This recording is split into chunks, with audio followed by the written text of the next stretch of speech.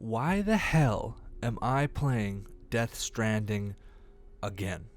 Now, when I first beat Death Stranding, Death Stranding it's a game where it's sort of a one and done, right? You have this incredible story. You have this just mind-blowing tale that this game is telling, but where the game makes you play the game and where the game makes you watch the game are two vastly different experiences in substance, and I would even go as far to say quality. Now, when I started Death Stranding again a couple days ago, I was blown away at just how slow, how tedious, and how frustrating the gameplay really is.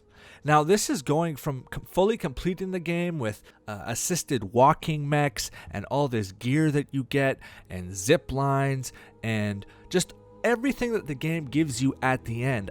I was for a lack of that. So going into this game again, everything felt incredibly slow. And for the beginning, I just did not have the patience for it. I was running around. I was not balancing my stuff properly. I was falling. I was getting swept away in the rivers. You know, there was a lot of this game that almost seemed intolerable. And for the first few hours, that was the experience I was having. I honestly did not think I could go through this game again. But something changed, and something clicked with me this second time around, more so than even the first time around. And I started to really take advantage of all the mechanics that this game offers. And the biggest thing is wear on your body to put gear, weight management, and taking advantage of the gear that I never really took advantage of the first time I played. Now, before I get into that, I want to talk about what it was that made me get back in, or even wanting to play Death Stranding again. Now, unless you live under a rock, Death Stranding is made by Hideo Kojima.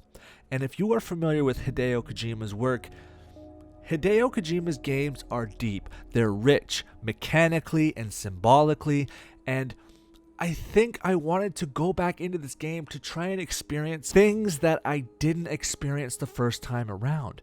And to be completely honest, there really isn't much in the way of new or hidden things that I didn't experience the first time around, but going at this game again from the very beginning with all of the knowledge that I have from completing this game, it is offering a little bit of a different experience. So I am going through and I am picking up every package that I find along the way.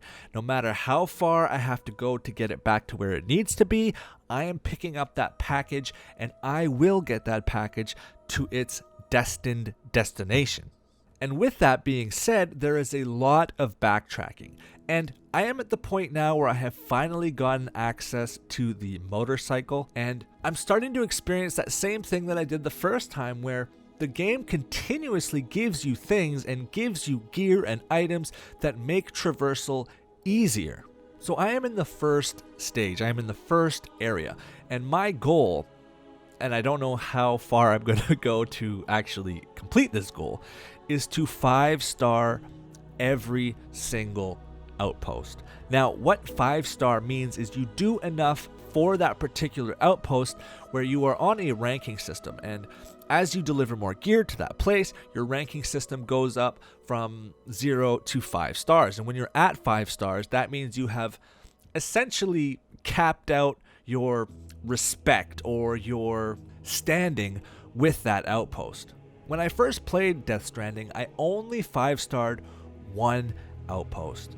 So going back to the very beginning and doing this again, I'm finding, I guess you could say I'm finding a different meta within the game that I can experience. And aside from the little star you can get that you can put on your uniform that symbolizes that yes, you did indeed 5-star this area, you also receive different perks. The biggest perk being your chiral network expansion. So the higher your chiral network number, the more gear and equipment you can place in this world's environment.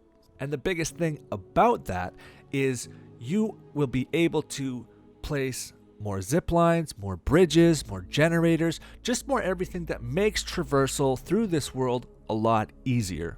And like I said, the only real mode of transportation or essential upgrade that I have actually acquired at this point in the game is the motorcycle. But with this motorcycle, I am able to get to each one of these points a lot quicker with a lot more gear. And like I was talking about earlier, the gear that I never used before is the post box. So what I have been doing is I have been setting up post boxes near certain outposts so I can kind of scan the area, collect everything that I need for that outpost, and put it in the post box so I can continue on with my mission. But when I come back to that area, in that post box will have all the gear that I have collected, all the packages that I have collected in that area for that specific outpost. And this makes the tedium of having to carry everything and having to get everything to certain locations much, much simpler. Also, without the mystery and intrigue of the story, it really makes it so you can kind of sit in these areas and you can really do all you want to do in these areas without having the need to want to know more about the story. So there isn't really a burning desire to push forward, to experience more. You can really enjoy this space as it is and do everything in this space that you want to. Now, with that said, there are some things that are pretty glaring. The biggest thing, I think, is the exposition. There is so much talking in this game that you don't really pay attention to the first time because you're sitting and you're eagerly listening to everything that people are saying. But in this one, you kind of just want to skip through and hurry up and get your package to the next place. Now, don't get me wrong. The cutscenes are still beautiful. The cutscenes are still engaging, but in terms of exposition from holograms or codex conversations, or every time you use something for the first time, there is a detailed explanation on what that is. That is the stuff that is somewhat tedious. But as I was saying before, I do not know if I'm going to continue this 5-star for each outpost because I think there's upwards of 40 outposts.